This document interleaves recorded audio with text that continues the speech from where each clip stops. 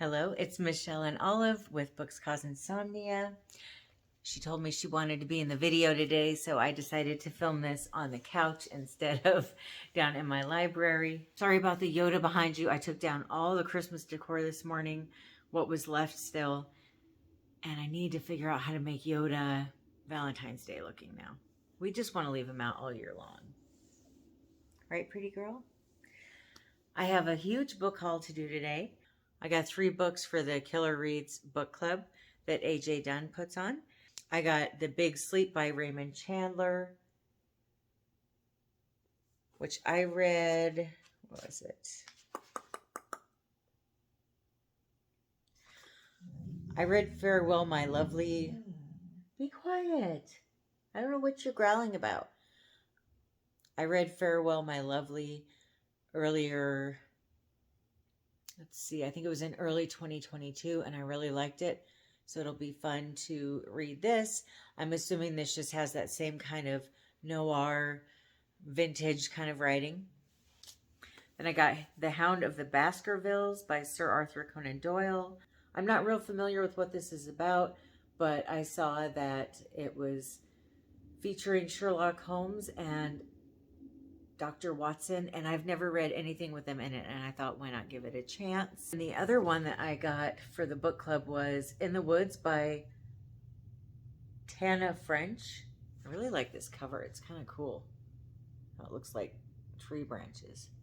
I need to clean these books up. They just arrived. I was just too excited not to tell you about them. It says this is her debut novel, and 3 children leave their small Dublin neighborhood to play in surrounding woods. Hours later, their mother's calls go unanswered. When police arrive, they're only able to locate one of the 3 children, and he doesn't want to talk about what happened.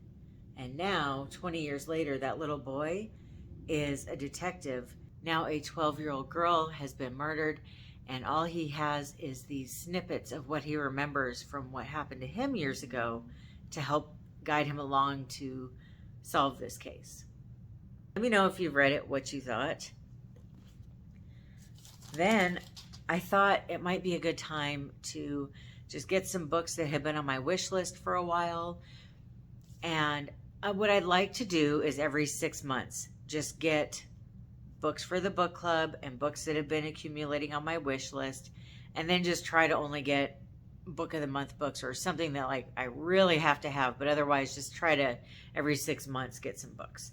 And I figure that way every 6 months I can donate books too. If you recommended any of these, I'm sorry if I don't mention your name. I just started keeping notes on who's recommending what. But I've got The Banned Bookshop of Maggie Banks by Shauna Robinson. This is another debut book. And this one is about a girl who arrives to help out her friend's struggling bookstore. And they've got this really stringent set of rules. And she decides that she's going to run it the way she wants and break the rules in an effort to try to save the bookstore. Or at least that's my understanding. Then there's Something in the Water by Catherine Steadman. This was a book club book for Reese Witherspoon's book club. And it's about a couple who's on their honeymoon who finds something in the water and it forever changes their life. I don't know, but that sounds amazing, right?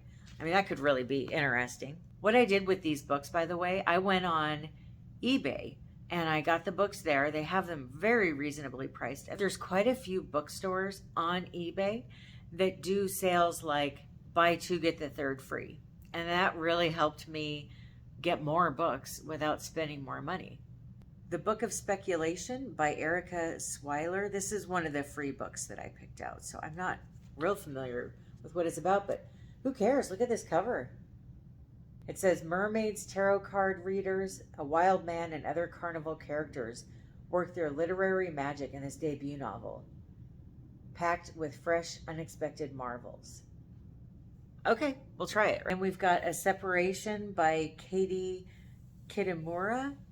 And I find books about marriages and what makes them last or what makes them not last very compelling and very worth reading because I feel like they help me learn how to be The Best Spouse I Can Be.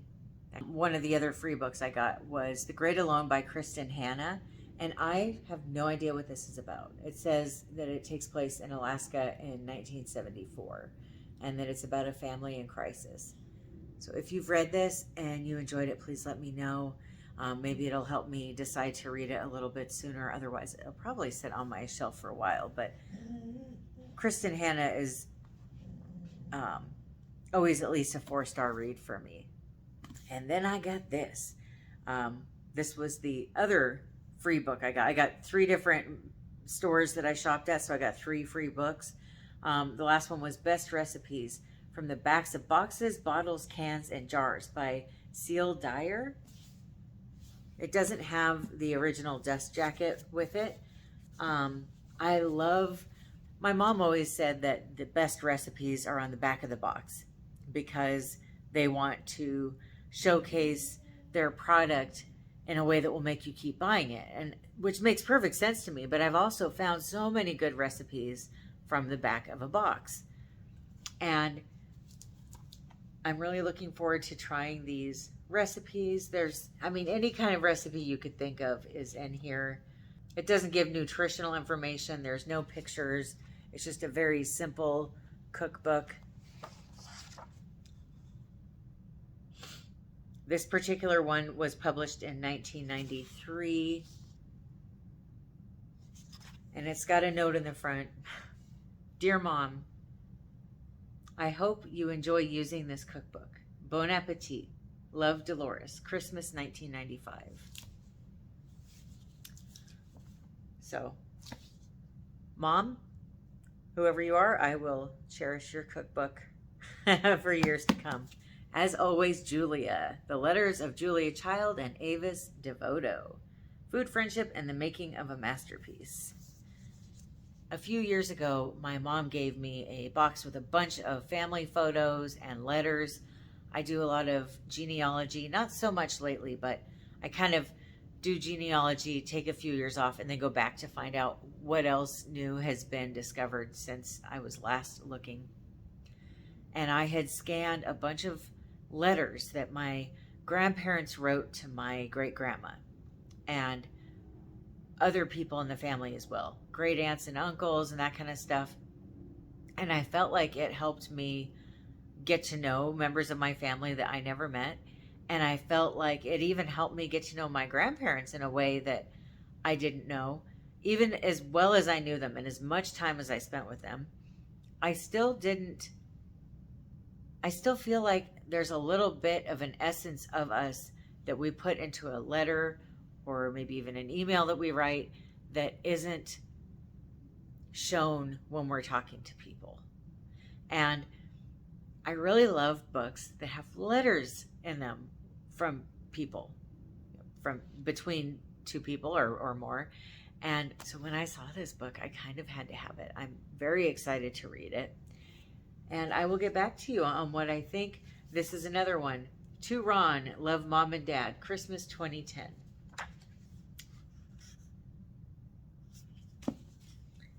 I love books that have things like this in them. And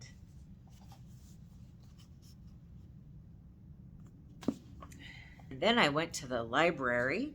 I turned in, I think it was 8 books, and I walked out with 4, which I think is pretty good, actually, to not get quite so many. Of course, I had just bought all those books online. But the first one that I came across was this book, which is gorgeous, and even if I didn't want to read it, it would be worth having in my library, right?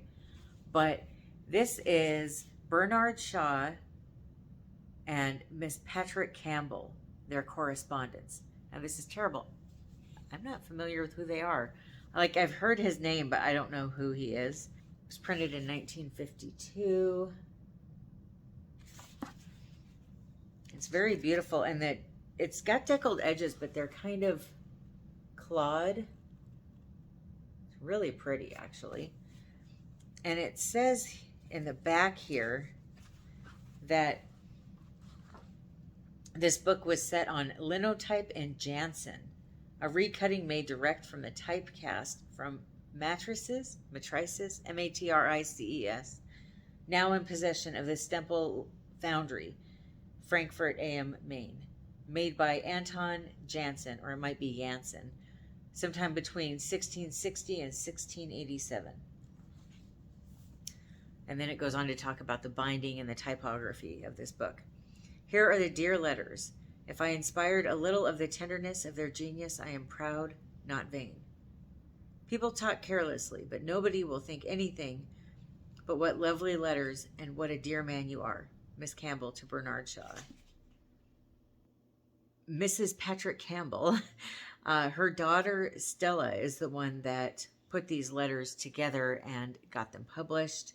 Her mother left in her will that she wished that the correspondence to be published in full as soon as she and Mr. Shaw were no longer alive, and that she was not worried about keeping things confidential after she was gone. Also in his will, Bernard Shaw authorized Mrs. Beach, Mrs. Campbell's daughter, to print and publish after his death any or all letters written to the actress. Okay, so Mrs. Patrick Campbell is an actress. I'll have to look into who she is. I'm not really sure why it doesn't say what her name is then, especially if she was an actress. Like, wouldn't we know who she is if we heard her name? So this will be fun to read these letters between two friends. And they must be kind of juicy if they both wanted to wait until after they were gone for them to be published. Then I got Madame Bovary. I'm sure you're all familiar with this book and what it's about. I've never read it though, and I thought this was kind of a cute little pocket-sized book. And this one has a bunch of different pages that have underlinings in there, which I personally love. There's not any room in the margins to write anything, but that's okay. I don't know when I'll get to it, but I thought it would be nice to have a copy in my library. If you've read any of these books, let me know. Or if you want to hear about any of these, let me know so I can kind of try to get to them a little bit sooner. Then I got Welcome to the World, Baby Girl by Fannie Flagg. I have no idea what this one is about, but I read, what was it called? Red Cardinal Christmas and Fried Green Tomatoes at the Whistle Stop Cafe. So I thought, well, why not give this one a chance? I enjoyed the other ones so much. And then the last book really jumped out at me. I just had to have it when I started looking at it. I almost wanted to sit down and start reading it right away. And I'm not sure why it affected me this much, but it did. It's a historical book, Mistress of My Fate by Hallie Rubenhold. I really like that cover, by the way, while we're on the subject. As the ignored adopted niece of the Earl and Countess of Stavorley, Henrietta Lightfoot believed that she was destined to lead a quiet life as a lady's companion to her spoiled cousin, Lady Catherine. However, fate had something else in mind. As passionate love and a suspicious death conspire to tear her from everything she knows, the innocent 17-year-old Henrietta is thrown headlong into the decadence and debauchery of 18th century London. Suddenly she will be forced to fend for herself as a courtesan, a gambler, and a spirited intellect of the city. And for some reason, I just found this one super intriguing. But I've been missing historical fiction books lately. And here is the naked book. I think that's so pretty, the cream and the brown.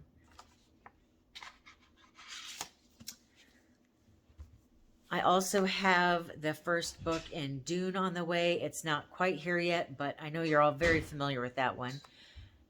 And I've also got the new Grady Hendrix book on the way. And that's it. I'm trying to not buy any more books for the next 6 months until, except for the Book of the Month books. I'm trying. We'll see. Thank you. What? For trying. Did you hear, Brad? Thank you for trying. I mean, that's all I can do, honey.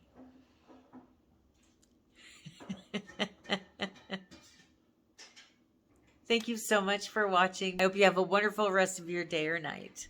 Happy reading. Bye.